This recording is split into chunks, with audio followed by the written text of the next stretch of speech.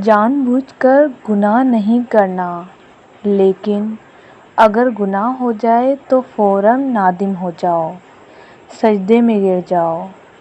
دیکھو، کبھی بھی اللہ سے مایوس نہ ہو جانا۔ مایوسی شیطان کی طرف سے ہوتی ہے، اور یہ شیطان کا ایک وار ہے۔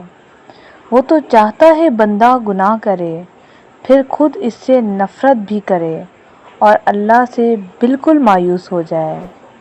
اللہ پلٹنے والے بندوں کی لاج رکھتا ہے۔ فوراً گر جانا، اسے منا لینا، وہ بہت جلد مان جاتا ہے۔ وہ فوراً سزا نہیں دیتا۔ وہ گناہ کرنے پر فوراً سزا نہیں دیتا، وہ موقع دیتا ہے۔ اس کے دیے گئے موقع تلاش کرو۔